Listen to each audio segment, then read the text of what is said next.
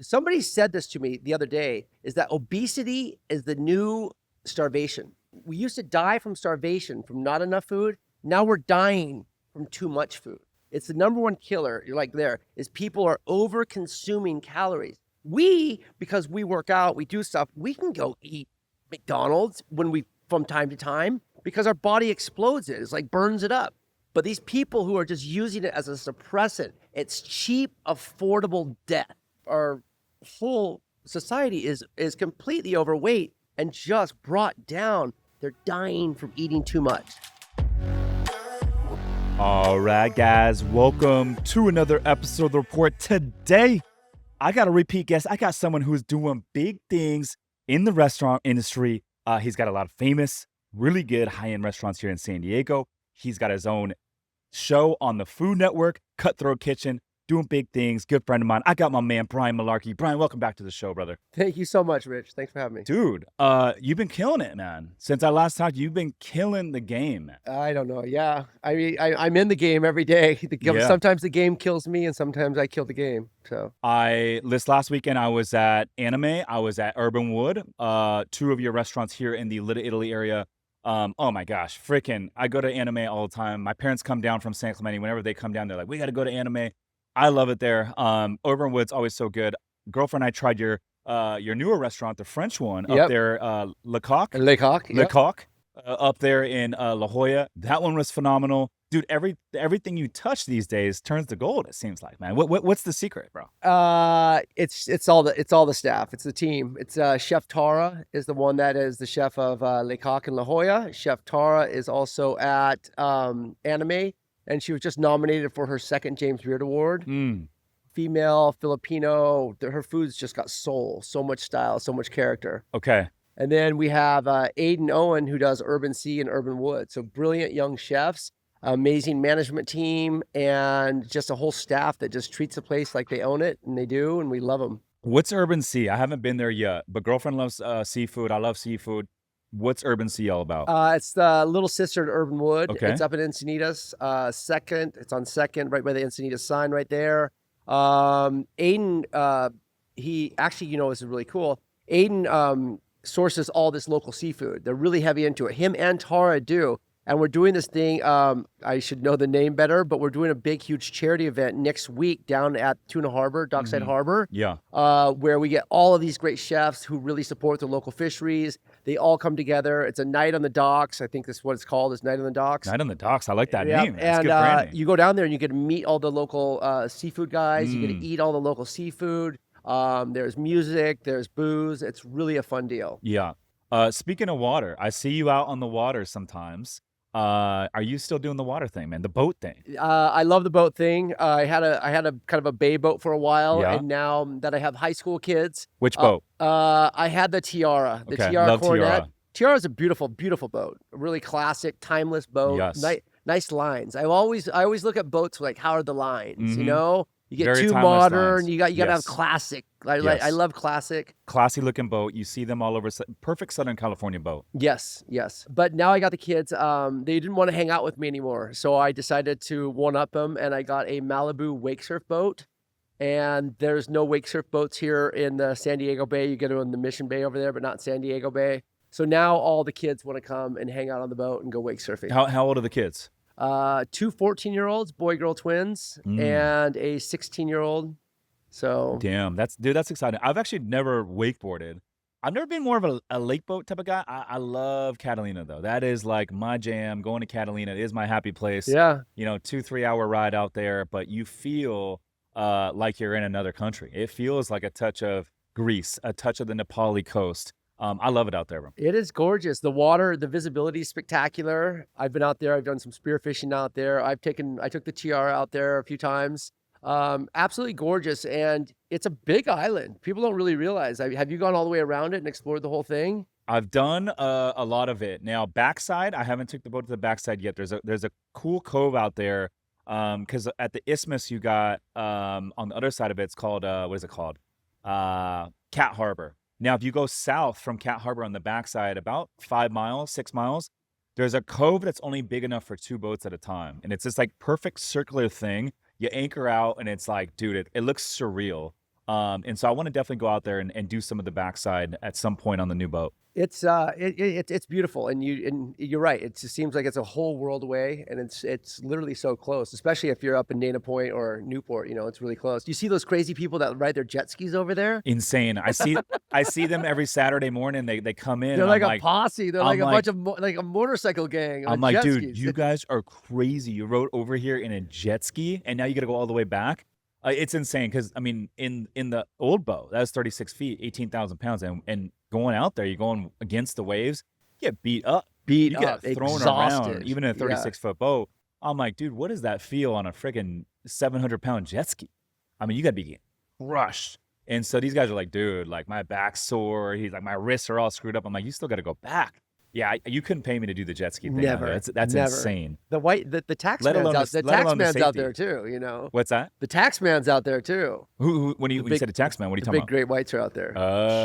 Huge great whites out there. Out there in Catalina? Yeah. Really? Oh yeah. That's our jam. Where do you see the great whites? What part of the island? They're seeing them. Shit, they saw them off the coast of I just moved to La Jolla. I just moved from the Sunset Cliffs, so I'm in La Jolla now. And my son and I were surfing a couple days ago, just at the pier, just for fun. And he sent me a video later that day of a big great white just right there. I'm like, well, it's kind of cool. Yeah. You're kind of friends with them. They're not hitting anybody. That's crazy. So That's crazy. there's a lot of them off of Del Mar right now. Damn. You ever see whales out there? All the time. All the time. On the way to Catalina, I see whales. I don't know what it is. I can't read my phone, but I have this pirate stare. I can see stuff 2 miles, 3 miles, 4 miles away. I can see like every little ripple out there. I don't know what it is. Like I've seen humpbacks, but I've never seen. I really want to see a killer whale. I really want to see a killer whale. I've never seen a killer whale. I saw Yeah. I saw a blue whale out there one time. Okay. I saw a blue whale and it came up and I was like, oh, humpback whale or whatever. And this thing just kept coming and coming and coming. I was like, oh my Damn. gosh. The I've blue never whales are felt- like 100 feet, I believe. Yeah, massive. So the killer whales, I guess there's been a pod of them out there this spring in front of Southern California, in between here and Catalina. Essentially, they've seen off the coast of Catalina on the inland side, and then they've been spotted off the coast of La Jolla as well. My understanding is they come up from South America. Mm. Yeah, so they're not speaking English. So if you see Damn. them, they're speaking Spanish That's down there. crazy, man. People up there in Seattle, though, this is like norm for them. They're just like hanging out in their boats I've and like, done it's it. like I it's lived no in big Seattle deal. for a while, and yeah, you go out there. It's no big Killer deal. whales are amazing because you see people swimming with them and stuff. Like they're not gonna mess with you, but you see what they do to a dolphin or a seal. It's pretty insane. Insane. Dude, so much to cover here, man, with everything that you're doing. But first I want to start with your new show on Food Network, Cutthroat Kitchen. What is Cutthroat Kitchen all about? So it's one of their iconic shows from the Food Network. It was on, I don't know, 10 plus years ago. Alton Brown, one of the OGs of the Food Network, was the host. And each contestant gets like X amount of money. Now it's $25,000 each. And it's how they can buy advantages and buy sabotages against other people, right? And so it was on like for 15 seasons with Alton Brown. Kind of faded, got a little corny. People were wearing like lobster claws hands and like shopping in little tiny carts and stuff like that. They decided to bring it back. They auditioned everybody who was a B level player on the Food Network. That was me. And I went in there and I took the show. And so we shot our first season. We just got done airing the first season. Real quick, what is it like auditioning? I think what helps me in business and in life is the zero fucks. I just go in there and like, this is me. I don't care. So many people are concerned with what they're saying or doing or, trying to do something. That they overthink it. They overthink it. Sure. And it's literally people like, I do a lot of public speaking and people are like, what are you going to talk about? And I was like, I don't know. I don't know. I have a innate ability just to let it roll and it feels so good. But I don't pre-plan anything. And you just go in there and you just go balls to the wall. And you know that if you don't get it, well, you gave them everything you had. And I went in there and I was like, this is my show, you guys. You built this show for me. It's perfect.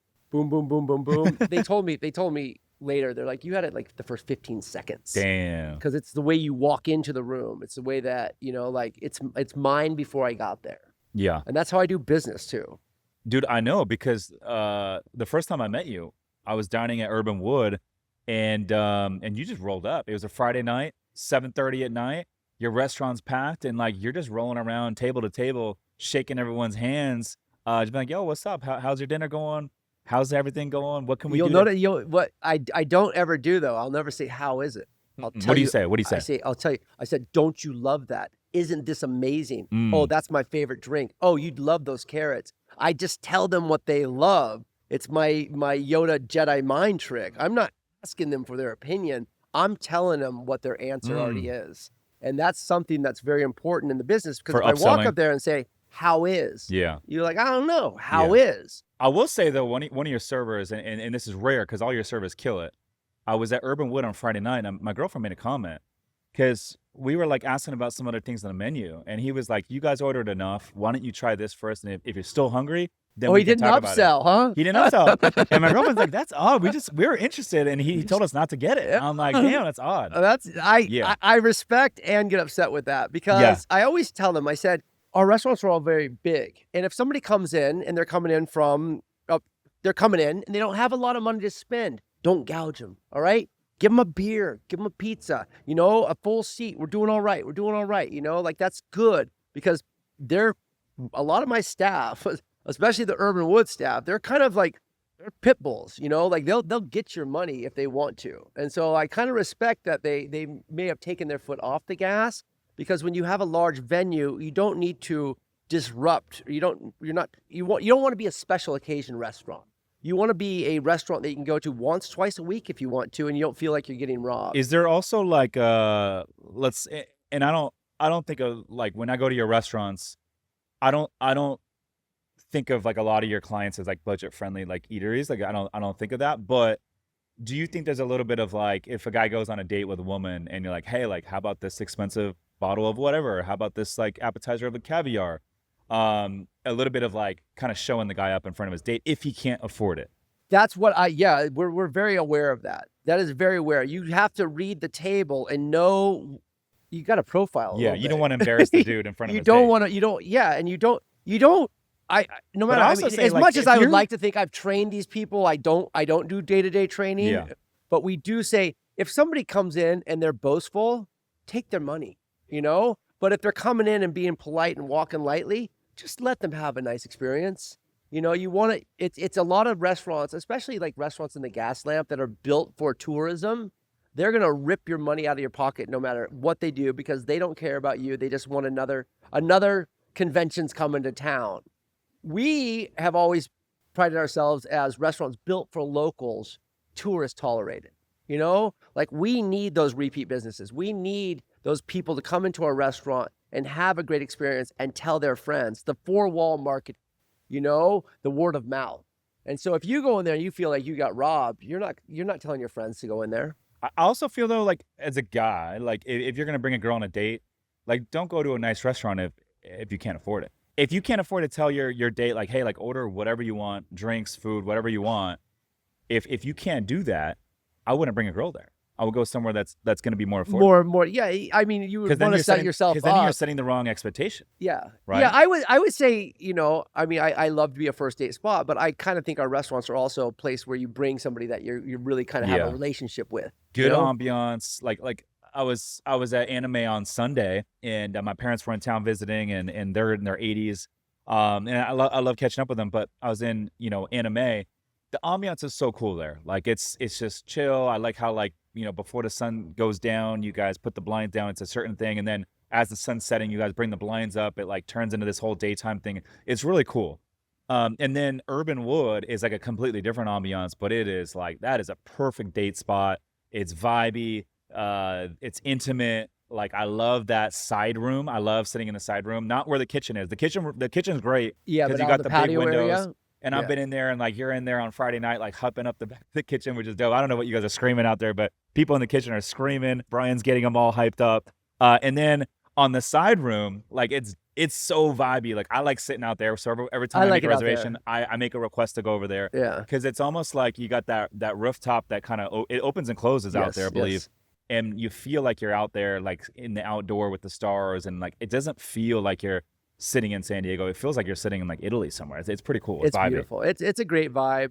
Um, yeah, they both have their things that they're really, really good at. And, sometimes I'm just in the mood for that great spicy, funky, great flavors you get from anime and the comfort of that place. Like your parents at 80 years old, they loved anime because we spent a fortune on soundproofing that room, right? And it's got the carpet and the soft boost, and you can hear each other. Whereas Urban Wood, you're going in for a festive party, unless you're outside, it's a lot easier to talk outside, but inside gets a little rambunctious, which I bet we have more bachelor parties and more bachelorette parties coming through Urban Wood than any venue in San Diego.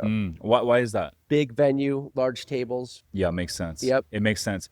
Do you own any of these buildings? I do not own any of these buildings. I wished I owned some of these buildings. I actually have a restaurant up in Bend, Oregon called Hawkeye and the Huckleberry Lounge that my brother and I bought that building. And we just bought a building in Portland, Oregon also. We're going to open a restaurant up there too. I imagine anime, because that Pacific Gate probably can't be bought out, but it can. No, it cannot. No, it cannot. It's part of that high rise, crazy high rise. By the way, their HOA there comes with a freaking private yacht.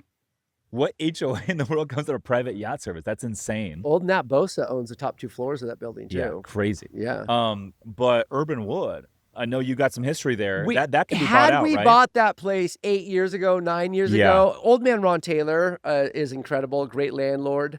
He didn't realize how valuable his real estate was 8 or 9 years ago and really gave us a great deal. He's one of those landlords that you never find anymore. He's like, as long as the building's being taken care of, people are coming and enjoying it, I want you to continue your operations there. We're renewing lease right now, and he's so generous with us. But they sold the lot next door for God knows how much for that whole block, which is where the new soccer team is. That's their headquarters. But that has sat vacant for like 3 years. Damn. Completely vacant. How long have you been in the Urban Wood location? I think we're 8 years now. 8 years? Yeah. And so when you guys got in, we're looking at 2017, we probably couldn't afford it 8 years ago. Yeah. There is no way we can afford it today. Yeah. I've lived in the neighborhood since 2017. And 15, 16, 17 is where Little Italy was really starting to hit its peak. But it's gentrified a lot since 2017. Crazy. Think about all the development. When they opened all Juniper the and Ivy restaurants down there, Yeah. Richard Blaze isn't involved anymore. But I called him up and I was like, bro, I think you're too far out. And then eventually I became his next door neighbor. I was like, no, you're right in it. Dude, and I've seen a lot. So living here for 8 years, and I walk everywhere in the neighborhood. I walk to the office every day, back home, and I'm always walking. But dude, I've seen a lot of restaurants come and go. And I know right away the ones that are going to make it and the ones that are going to struggle based on location too. I'm like, I know the one there's one that just opened here. It's the Argentinian restaurant on Ash. Yeah. I'm like, dude, that's a tough location. Even if you were great, that's still a tough location. So how much does location matter? It probably matters less for you. It does matter, but it less matters for a lot me. more for these mediocre brands, right? If you have a really great concept and great staff and great people, I think you can open a restaurant anywhere and they'll come to you. But there are a lot of dead cavities. If it's kind of one of our golden rules, if one restaurant has failed in that location, maybe I can save it. If 2 have failed there, don't touch it. There's just something wrong. There's something definitely wrong. Totally. Whereas let's just say, for example, girlfriend and I walk down to Seaport Village on the weekends a lot. We'll go get brunch right there on the water, Malibu Farms.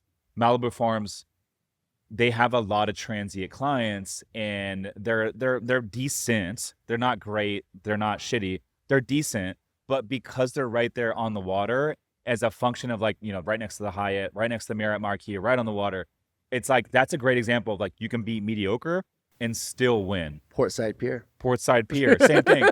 and I always thought, man, what if Brian put on a restaurant at Portside Pier? I don't even know what would happen. You would not be able to get a reservation. You'd have to be 18 months out to get a reservation. There's not enough dining on the water in San Diego. The city's kind of built backwards. The fact that the gas lamp was kind of the heart and soul. Little Italy, you don't see any water. So these restaurants that have a view, what's sad is they have to do so little to make money there. They don't have to try hard. Because if you look at the restaurants that are here at the Portside, and by the way, Portside Pier, gorgeous establishment.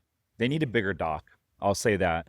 But the three slips they have right there. Yeah, I know, literally. And then sometimes one small boat will literally dock on the end and take up all 3. I'm like, bro, what are you doing? But first, First world problems right there. And so you got Brigantine, decent seafood, doesn't have the wow factor, but then they got Top Sail upstairs. Top Sail's, vibey. And then you got Miguel's, okay Mexican food. I don't think it's that The great. Morton families are iconic. Yeah. They have And they have that family owns all of those establishments, all of them. even the gelato place All of them. and Catch. Oh, and then they have Catch over in Point Loma. They have so many Miguel's, so many Brigantines. They have the Brigantine that overlooks the horse races up there. That big iconic one right off the. And I would rank those.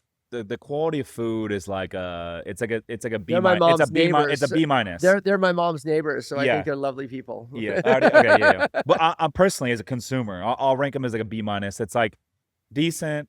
It's not wow factor. It's consistent. It's not shitty, but it's like that consistent. It's like if you get a team, it's like You get away with a lot when you have an ocean view. You gotta have solid B players that are just consistent. You can count on them, but they're not moving the needle, right? Everyone has those on their team. That's a crazy deal. They paid for that entire remodel out of pocket. The Port Authority did not help them, Really? and the Port Authority takes top and bottom line on that property. But I think it does like $30 million a year. Damn, those 4 establishments right there on the Yes. water, 30 mil. Okay, so we're looking at $2.5 mil a month between the 4.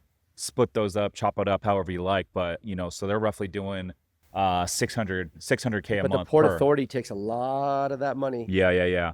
I always thought, man, like, And they just got the other one too. The same group, the same family. what's the other one? The one over here by the Kissing Sailors. There's that one, dude. That thing's tired. That Tired, thing's but seen they better just got days. it. So I wonder So if they're they're gonna going to put some reposition money that? into that because they're just printing money down there. Did you see Shorebird just took over one of the spots down there in Seaport? Oh, they'll crush it. Yeah, Shorebird. Is They that just the group opened from up. PB and stuff like that?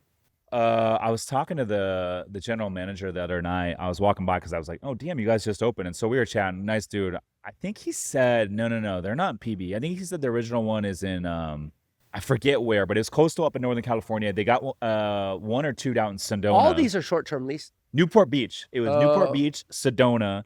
They got one other location. This is the 4th, but this one was pretty cool. It looks cool. All those are short-term leases, though. When I you say think- short term, 3 years. I don't. It's real short because they're supposed to rip that whole thing out someday. We're waiting for the environmental studies to get done, but the They're gonna reposition the entire Seaport Village. entire Now, is that thing is gonna be getting where they ripped just out. like? Will they'll operate and renovate like 20% here, I and have then no idea. The Port I Authority. would imagine they do the that. Port Authority does their stuff. Or do you think they're own gonna shut special down the way. entire thing? That's a big operation. That's bringing a lot of money. Huge. I would operation. imagine they do like 20% of the time and we've still operate. we've seen the drawings for like 5 years. Whatever now. happened to here's a perfect example. The Edgewater Grill. And if anyone is listening to this from San Diego, the Edgewater Grill, right there in the heart of Seaport Village on the water, they shut down. But I'm like, talk about mediocre food. They shut down. It's been sitting there, like literally someone went in right after they shut down, freaking stripped the whole thing, gutted the whole thing out, and it's just been sitting there for like the last 6 months. No one's touched it. I love that little house that sits on the dock out there. That's the Shorebird. Is that the one? That's the Shorebird. Oh, is that the one that just That's opened where up? Shorebird went It's in. so cute. It's so sick. cute. I did see some work happening on it when I was out there the other day. it's open now. It looks cool. I'm gonna go try it. Yeah, I don't know. I'm excited about that reposition, dude. So, when you're in the back at Urban Wood, like hyping up the team, what are you doing back there? What are you guys doing? It's all I am. I'm just a hype man. It's Yeah. like some WWE What do you- stuff. What are Just what are you saying to these guys? I'm just yelling at them. You ready for this? We're all gonna get this. You guys Yeah. gonna run. Who's the fucking best? Yeah. Just giving them the hype. Yeah, I love that, man. I love that. So, when you start a restaurant, what's the one key team member that is the biggest lever that you can pull? The general manager is the general manager. I The mean, GM is the biggest lever you can they're pull. they're in charge of all, right? They're the buck stops with them. So you Mm. have to have a GM that is That people want to work for 100%. and people respect. 100%. That's all that really matters. And the talent. Somebody put it to me like this once. All right, you open a restaurant, right? And maybe like after I did Top Chef and stuff back in the day, it was Tom Colicchio, famous chef. He's one of the hosts on Top Chef. He said, "You guys are kind of like little famous people now." He said, "When you open a restaurant, people will show up because it's you opening a restaurant, right? But if they come in and the food is absolutely amazing and the service sucks, no one will come back." no one will come back. No matter how good the food is, if the service sucks, they won't come back. He said, if you do mediocre food and the service is amazing, they'll come back all the time. He said, service is that important. Don't get it wrong that you think that you're everything. The chef is not the key figure in the restaurant. It's a very important figure, but you have to have the systems and the culture of the restaurant. When you walk in, the hostess is smiling, the person sitting you here, their vibe's going on, the music's right, the food's coming out, you get a drink, food's coming out fast. It takes all those things, and the general manager is the one orchestrating the band, right? And the chef, the chefs nowadays, especially, they got special dinners they have to go to. They have to do this. So they're out promoting the brand and doing those things, but the person who's running the door day to day is the general manager. So when you start a new restaurant, do you start with the top down and you'll hire and identify the general manager? You're going to find the chef and the GM first. That's all that matters. The chef and the GM first. Yeah. You don't even think about the restaurant until you figure out who are my people that are going to run this thing. How important is it to have a big name chef? It certainly helps. It helps, but in this day of social media, you can do great social media campaigns and build the hype also. There's a lot of really good restaurants in San Diego that I couldn't directly tell you who the chef is, but because of social media presence and word of mouth, you go eat there. But a big name chef is huge. Yeah. Huge. What do you do to emphasize? Because obviously you got Google reviews, Yelp reviews. Which ones are the biggest levers in terms of reviews? The ones you throw out are Yelp. Yelp? Okay. Yelp. So Yelp, what Yelp, you can get a bad review if the person didn't even eat there. On Open Table, you can't give a review unless you ate there, right? Yelp, you can get one that says the valet was rude and I got 1 star. You're like, well, you didn't even walk in the restaurant, So Yelp, because you have to have personally gone in there, ate there. Yelp is just a low end site for leaving your reviews. When you're reviewing the dog food store, this store, Open Table is restaurants, and we do really. So Open Table is the most valuable one. I love Open Table, and you get. I'm curious for you because somebody made the reservation on Open Tables. They went and ate there, and they gave a thoughtful review. Yeah. By the way, thank you for making that reservation at Le Coq. Yes. About a month ago. Service was great. You guys brought out a bunch of cool stuff. Thank you for that, because you guys were completely booked up. So thank you. But I do make a lot of my reservations on Open Table. What percentage of your reservations come through ballpark? What percentage come through Open Table? Massive. Like more than 75%? I would say probably 75%. Damn. Yeah. So those reviews are the biggest lever then. Yeah. They're huge. Makes sense. They're huge. And so what do you do to drive? Do you do anything to drive reviews? Like what kind of things work? I'm sure you have some sort of flow. We have a marketing department. Okay. I would love to elaborate like I actually know what I'm talking about. Yeah. But it's just delivering the experience inside the restaurant, right? It's the managers, the staff, all touching the table. You can tell if somebody's not happy. And our whole goal is to resolve any issues before the people leave the restaurant. So everyone should leave the restaurant extremely happy. Yeah, that's really good. And then who does your social media? How do you guys approach that?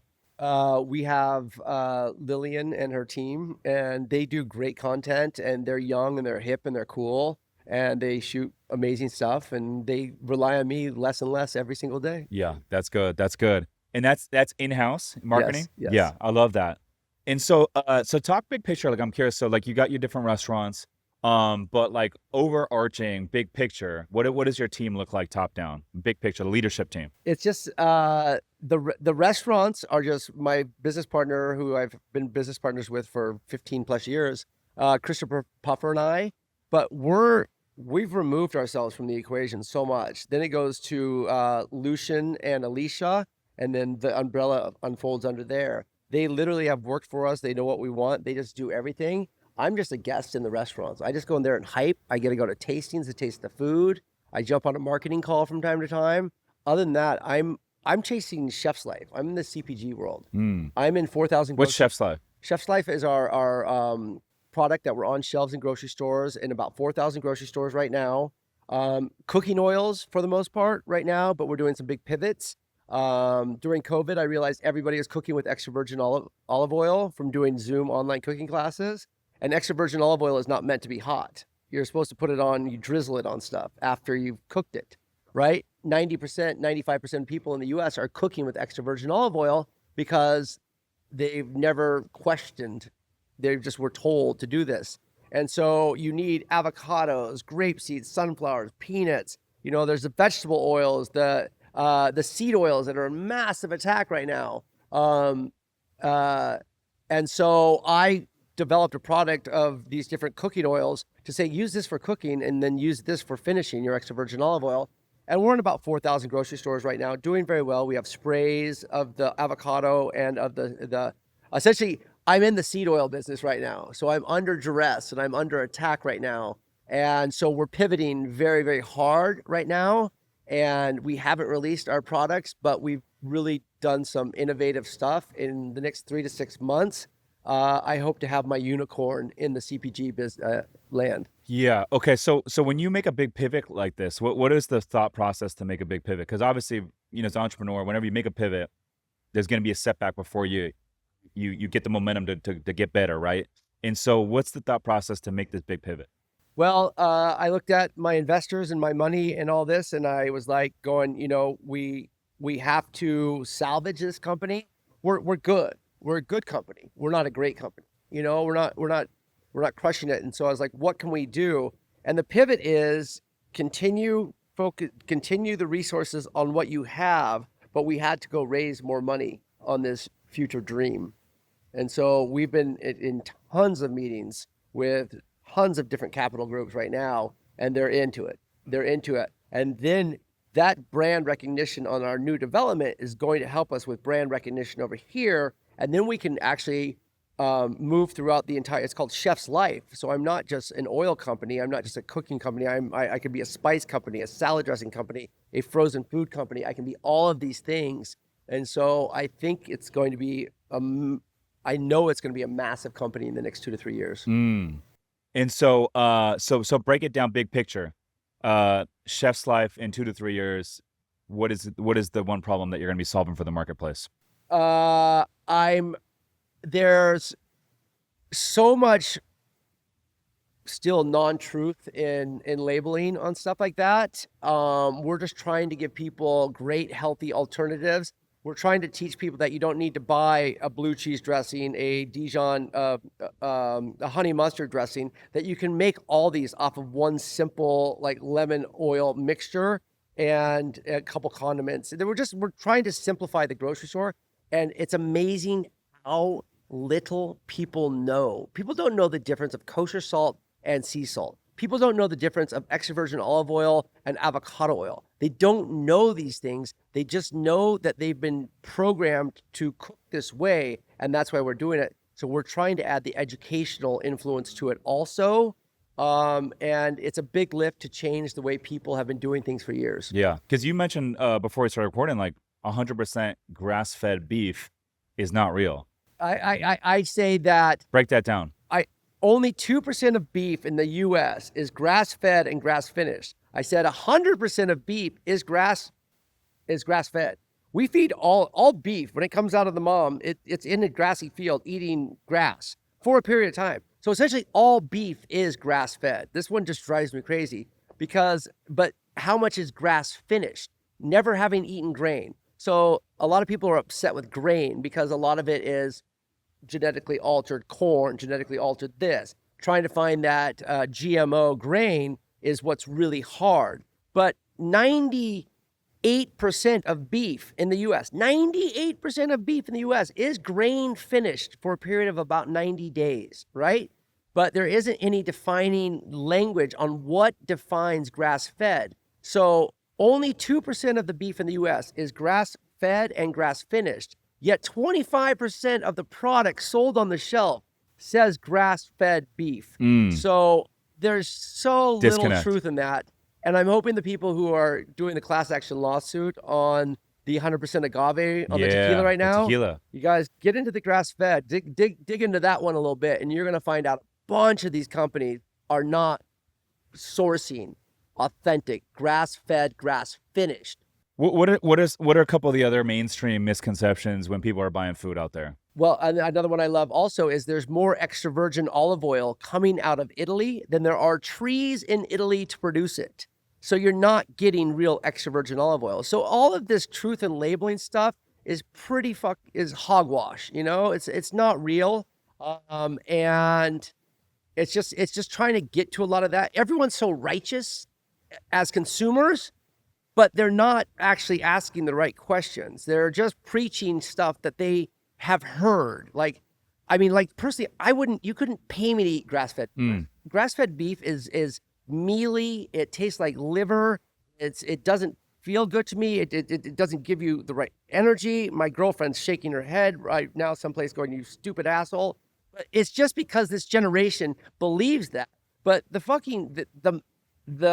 cowboys, the caveman, the business people, they've been eating this grain-fed beef, and beef fat is good for you, and beef tallow is good for you. I've been putting beef tallow on my skin lately. What is beef tallow? That is the fat rendered from the beef, right? It's one of the hottest things in the it's been in makeup forever, but you're using it as a moisturizer now. Beef tallow moisturizer. Interesting. Look at this glow. I mean, I'm you are glowing, 150 years old. All right. Now this shit is just preserving me. And so there's so many good things from that. And we're getting away from the fake meats, the Impossible Burger, and all of that stuff. That stuff's and phasing out right realizing now. that this caveman shit is back. Vegetarians are weak and going to die. I'm sorry. You need to eat the beef. You got to eat the protein. You got to get you the gotta protein. Eat the protein, man. We are built for it. So the vegan stuff is going away. Oh, for sure. Thank God. Thank God. Yeah. Because I feel like that was RFK. You know what? What's RFK? The current political situation is a lot of craziness right now. Restaurateurs and chefs are not religious nor political. All right. We are here to take your money and provide you with a wonderful time. So I will not get political. But what RFK Jr. is doing with our food supplies is brilliant. What is he doing? He's getting rid of the food dyes. He's getting rid of all of this stuff, the ultra processed. That's why our bread is horrible for you. Our processed food, this country, this developed superpower economy of the USA serves the shittiest fucking food on the entire planet, right? Why do you say that? Because everything's ultra processed. There's dyes, chemicals, because big pharma and these big companies, they own our food supply. It's practically like here goes conspiracy theories, but they're making us sick so they can sell us medicine. The stuff that they put into chips and sandwiches and preservatives, like the meat, deli meats can't sit on a shelf for 8 months a year. When I go through the grocery stores, I don't go to the grocery stores very often, but I was going through a grocery store in Catalina, grabbing a couple last minute things about a month ago. And to my surprise, I go down the children's aisle and it's all the same worst candy stuff and the ever. same shit that I was eating 25, 30 years ago as a kid. Yeah. We knew it was bad then. and you look at the sugar on it. I'm like, oh Massive. my gosh. Massive. And so this all goes into what you're saying. Kids are sicker than ever, with so many different things, so many things. What about fast food like McDonald's, Jack in the Box, Carl's Jr., they want to attack Taco seed Bell. oil. They want to attack seed oil. How bad is that It's in stuff? their fryers. It's in their fryers. And the seed oil that everybody wants to attack is, my seed oil, I put in a saute pan. I cook. It doesn't absorb. I use it as a searing surface right there. It's when you're eating, mayonnaise is one of the worst things in the world for you, unless you're using a good source, because it's the seeds and stems of, it's the worst seed oil, and you're consuming it. You're like, blah, blah, blah. You're eating it in the salad dressings. You're eating it. If you're cooking in it and it's searing on the outside, you're not consuming it, right? So there's so many things, and we're learning about better oils and obviously the avocados and... What do they put in the fast food stuff that makes it so addicting though? Because at the end of the day, yes, it is shitty. I know that, but a lot of Americans are addicted to it, and I'll admit, I love. It's some sort of natural MSGs. It is. I love pegging down a little fast food every now and then. Oh, but what's in it that makes it so addicting? But you're healthy and you can handle it. Somebody said this to me the other day: is that obesity is the new starvation. What do you mean by that? I had to ask him too. This guy worked for RFK Jr. I just met him in Chicago last week. He said that we used to not have enough food. Now we have so much food that we're killing. We used to die from starvation from not enough food. Now we're dying from too much food. It's the number one killer. You're like there is people are over consuming calories. Because we work out, we do stuff, we can go eat McDonald's from time to time because our body explodes it. It's like burns it up. But these people who are just using it as a suppressant, it's cheap, affordable death. That's what they're doing. They eat at McDonald's 2-3 times a day. They're just like, it's our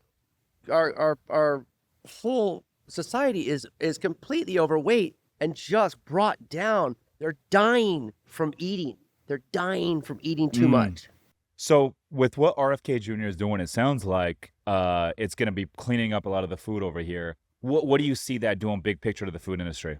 If you look back in the 1950s, 1960s, you see old pictures, there was no fat people, right? And it was seriously, people worked out, they didn't have this convenience. But part of that was without technology back in the 40s, 50s, 60s.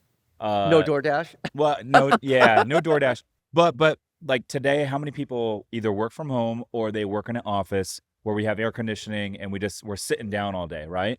I mean, we're sitting on a podcast right now. We're sitting down. We're in an air conditioned room. You look good though. You sit down all day, but you know what you do? You take care of your body. True. It's your temple. Yes. You go work out. Yes. You know, you walk. But how much of like, hey, people were in better shape in the 40s and 50s was because they're out doing manual labor. They're burning calories while they're working. It's the processed food. It's the processed food. It's the processed food that makes you tired. So it's the the fast processed food back food then that makes didn't you have the same stuff as there it was does so today. much less. Back in It was those cleaner. days, fast food was a luxury. It was exciting. You got to go get this thing that came out really fast, and it wasn't your entire intake of food. I mean, like in every other country. I mean, in China, in Europe, in Japan, everybody eats better food that's not ultra processed, right? We thought we were making it better by making it all these things, but we made the worst supply chain. There is so much stuff on our daily menus and diets as Americans that is not even considered food in other countries. You know, the candies we're eating and stuff like that, that doesn't even rate as food. Like what you're eating as food isn't food. Yeah, like you go Like Skittles are one of the biggest Right. ones. Like even like Wheat Thins. I love Wheat Thins. They're like, that's not even food. You're like eating like cardboard. And then if you look to see how they make a chicken McNugget for McDonald's and stuff like that, they're putting like non-food substance to bind that. how do they make a chicken McNugget? It's disgusting. I don't know. You got to go just Google that one. Google that one. Damn. It's like glue and weird shit in there. Ugh. It's so gross. So So that's it's- mainstream as norm. It's completely there. So RFK has got a lot of work to do, but that's why we have so much pharmaceuticals, so much all this stuff. Seriously, go to Europe. You can eat pizza. You can eat pasta. You can drink wine all day long, and you don't gain weight.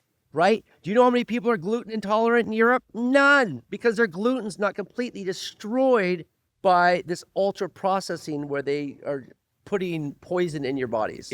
I got a question for you. So if I go in and enjoy like fast food, for me I don't do it very often, but if I do, it's simple. It's gonna be In-N-Out. I love a good In-N-Out burger, double. I'll get cheese. I'll do extra chopped chilies. They'll chop up with the banana peppers. It will melt in between the bun and the cheese, and it makes it a spicy burger. It's very good. And I'll do animal style fries with the chopped chilies. Makes it spicy. It's got a nice little kick to it. I love it. Now, I notice when I eat In-N-Out, I don't do it very often.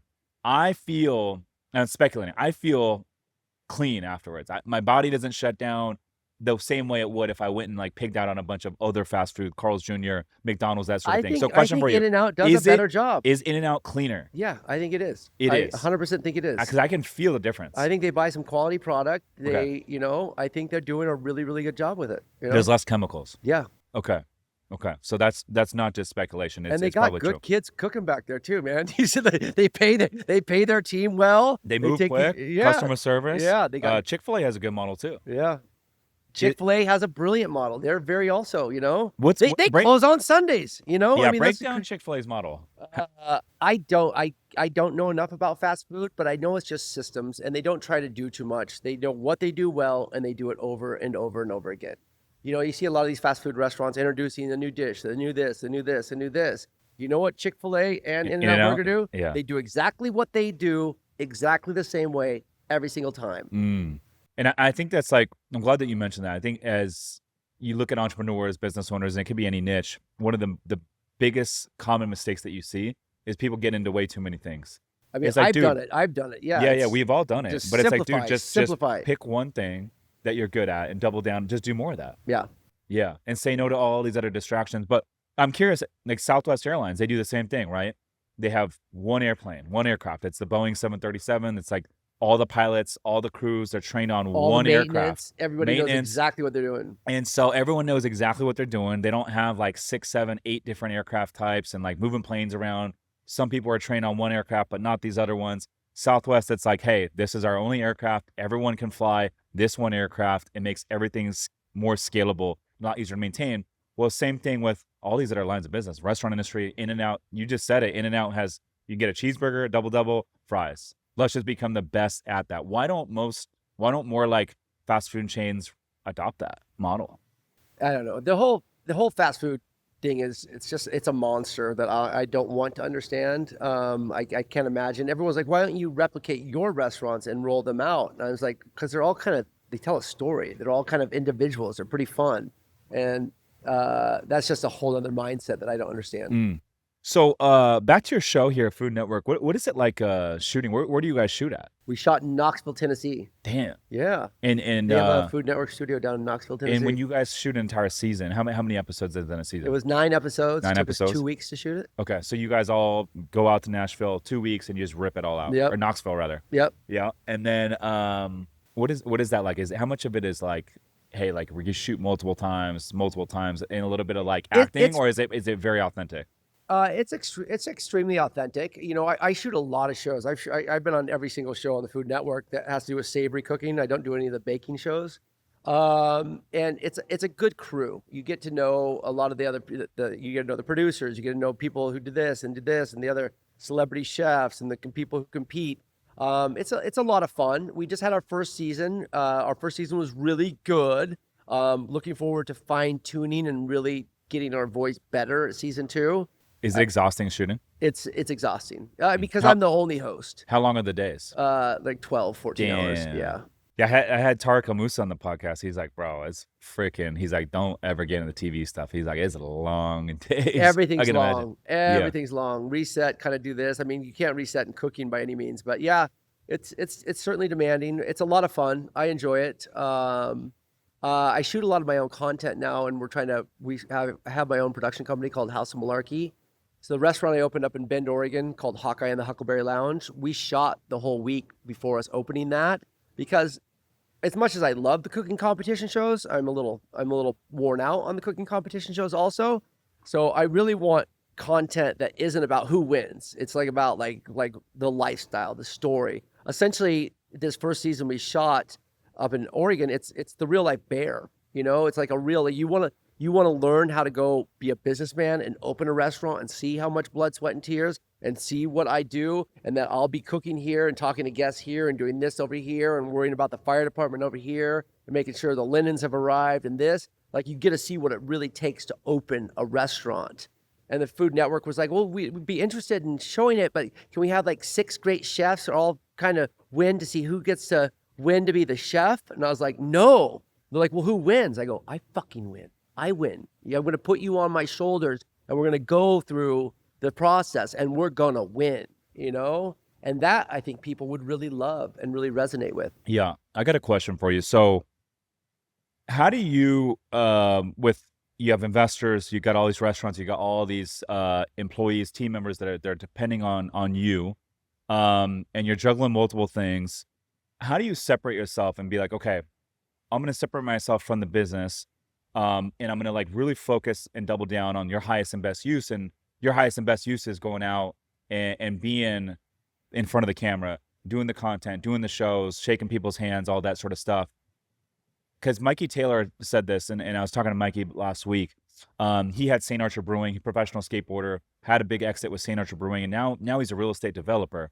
And he's like, dude, 80% of my time, he's like, I'm doing content. I'm out doing this stuff, and I remove myself. So question for you, how do you remove yourself from all that stuff, focus on your highest and best use, but still have your pulse on everything? It's something that I think we probably all struggle with, is trying to maximize what ourselves. And like you said, you know, people doing too many things. I've always done too many things. And I'm getting to a place in my life where my girlfriend was like, last year, you're a quiver of arrows. You just were, I want that. Shooting these short little arrows. This year, 2025, she says, reach into your quiver this year and pull out a couple big fucking arrows and fucking pull hard, pull tight, aim right, and fucking hit them. Because I was like, oh, I love that. I love the content. I love the CPG world. I love the restaurant world. Just I love saying yes to everything. And it's just like, yes. Yeah. So the hardest thing is saying the no's, but really getting focused, hyper focused on the few things. And family has to be in there too. Family, love life, that sort of stuff has to be in there, which I, on and off in my life, have always focused too much on career. So trying to get to that place where you can balance all of those things, that's where I strive to be. And, sometimes a loss is a win, like looking and going, fuck, it's going to hurt, but I might have to shut this down to really maximize this because you have too many short arrows and you need the big arrows. Yeah. What is the one or two biggest levers for you that as you look forward and you're like, these are the one or two things where like nothing else matters and this is what I'm gonna stay laser focused on? Well, it's family. Okay. I gotta say the family. Yeah. Right now my name's established enough that TV is something I thoroughly enjoy, but I think I put too much emphasis on it. If it works, it works. If it doesn't, it doesn't. But the CPG business and the restaurant business, that's where I get my fucking money from. That's where I get my joys from. And that's where I line up. The other stuff is all fluff, So if I focus on those two things and really pull through with those, I'll be all right. The restaurant is my bread and butter. That's your bread and butter. It's everything. Will there be a new restaurant coming? We're thinking about expanding outside of San Diego. Really? Yeah. Okay. My brother and I have the Hobby restaurant up in Bend, Oregon. Yeah. Which I thought would do. You say hobby like it's kind of a side hustle? Yeah. Okay. For fun. Because that's where I grew up. Yeah. And so Okay. I just have a great team up there. And, we're looking in Portland, Oregon market because that's where we're also from. But right now, man, I got to get this tallow thing is the one that excites me the most. I've got a great hobby podcast my girlfriend and I do that brings me a lot of joy, but I put that in my family category. The TV is huge, but until I can control production, there's nothing work. Right now, they're all talking about what we're going to do with season 2. And I'm like constantly going, I need to be in these meetings. I need to be in these meetings. And they're like, oh no, we got it. Well, I like to drive the boat. I like to drive the boat, man. I like to drive the boat. You like to be the captain and behind the wheel. Yep. I got a question for you because I talk about this all the time in the boutique hotel space, but you're seeing it in dining. The restaurants that our parents once loved, our grandparents once loved, these big chains. I feel like, you saw a lot of these big chains, the Applebee's, the Chili's, the Sizzlers, Yard House, BJ's. Like I feel like as we move forward, you see a lot less chains. And you could if you look at San Diego, for example, you could argue that Little Italy is the food mecca of all of San Diego. If you go down to India Street, 2 blocks down from where we're recording this podcast right now, 30 of the best restaurants, coffee shops are all right there in Little Italy on India Street. Now, if you walk down India Street, you won't see one chain, one franchise. And so the way that people want their food, the way that people want to go dine with the millennials and the Gen Zers, people are favoring these experiences, the one-off experiences that they can share on Instagram with their friends. Break that down for me. Why is this demographic shift happening right now? I think it was long before social media when we were a little bit more sheltered. You saw that TGI Fridays was this. You saw a commercial. You're like, oh my God, I want to go there. My friends. And it's something that we could all relate to, like across the country. You saw these giant chains that kind of did that. The Sizzlers and the Applebee's, place, Sizzler, Red Lobster, Olive Garden. And I think that was just the old way of marketing and stuff like that because it was a TV commercial or a radio ad. That's the only way, or a print ad. That's the only way you got that. Now, this generation will not be caught dead in Olive Garden. No. That's not what they're putting on Instagram. That's not a flex. Everybody wants an authentic, real experience. And they exist because you see your friends having them and you're like, oh my God, that looks amazing. I want to go figure out what I can do. So I just read an article a few days ago that said the celebrity chef is dying because I don't need to go eat at Guy's restaurant anymore. Boom, boom, boom, boom. I want to know who my more local person is. I want to know who that local experience is. I don't want that big, giant Gordon Ramsay, Vegas thing anymore. Especially if it's a chain. I argue against What's it.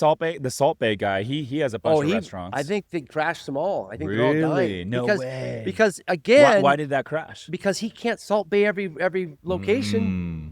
He's a one-man show. They shut it down. I've heard that I think most of them are gone at this point. Yeah, but here's the thing. To your point and my point, what would have happened if he just had one really dope location? Be the greatest restaurant and went all in ever. on that one location. It would be the great. If back in the day when I had the fabric brands, Seersucker, Gingham, Gabardine, Herringbone, Burlap, all those restaurants, had I kept that one restaurant, I would have made more money than all of those other restaurants, because then all of a sudden this one's not doing well, that one's not doing good. You're feeding money to this one, that one. And so that's why we move much slower. But now what I learned from that is I'm not the star anymore because I can't be at all the restaurants. Now Aiden's the star. Tara's the star. They're the stars in their restaurants. We're getting Tara on the yacht, by the way. Let's go. We are. Let's Tara's go. amazing. Let's go, Tara. And so it's them, and recognizing that I can't be everywhere. So I'm just a little. People go, "What's your involvement in the restaurants these days?" And I was like, "Well, if you have like a nice car, like a Mercedes, right?" And they're like, "Yeah." I go, "You got the big engine, you got the nice paint, you got the beautiful leather, you got all these things, nice tires and stuff like that. Right now for the restaurants, I'm that cool decal on the front of the hood." That's all I am, because everybody else is that entire car, right? They're the ones that make the dream come. They're the ones that make it run smooth. They're the ones that make it go fast. I'm just the figurehead of the company. And that's, I think, a smart way to run your business, is have people better than you, smarter than you, running everything, so that it frees you up to focus on your side hustles and your family. So yeah, it's almost like today what you're seeing is, if you have a successful restaurant, you don't run the same playbook. You literally start a new restaurant that has a different vibe, a different brand, a different theme, a different ambiance, and a completely different menu that could be on the other side of town. And then the customers that go there, they don't even know that it's connected. No, like Arsalan's the king of that. That's Who's Arsalan? That's who you need. Got it. Custodian Holding. Cool. Yeah. Consortium Holdings.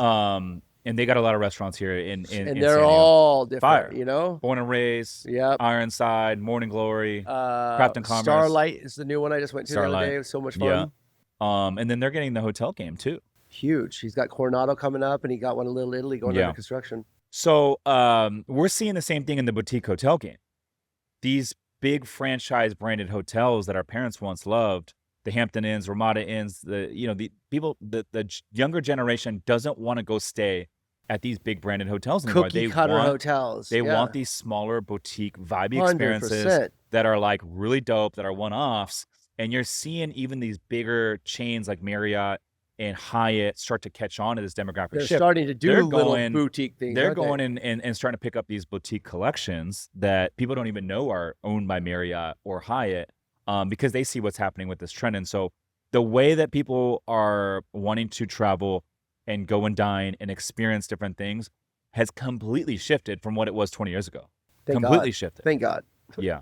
I prefer it. Yeah. I prefer that individual experience and that unique, the unique food, the unique vacation, the unique these, and you see other people doing them and you're like, oh, wow, that looks amazing. I want to try something that gives me a fulfilled experience and not that cookie cutter experience. And it's almost like the marketing now went from commercials on TV to like the marketing is now everyone's social medias. Everyone goes to your restaurant, they tag you, they share it on Instagram, and then that goes out to hundreds and thousands of people, and it compounds and it compounds and it compounds. That's the new market. Yeah, it's the best. Yeah, it's good. It's authentic. I love it. Brian, I appreciate you coming on, my man. Always dropping game, always dropping value. And more importantly, dude, I love everything that you're doing, man. I love going to your restaurants. Where can the folks get in touch with you if they want to learn more? Social media, if they want to, I guess. Ooh. Yeah, Brian Malarkey, Instagram. At Brian Malarkey. Check him out. And if you guys are ever in San Diego or Bend, Oregon, definitely check out some of the spots. Anime, Urban Wood, Urban Sea. I got to get up to Urban Sea, Lecoq, in La Jolla. Guys, he's the real deal. Brian, thank you so much. He's Brian Malarkey. I'm Rich Summers. Listeners, thanks for tuning in. We'll see you guys on the next one. Peace.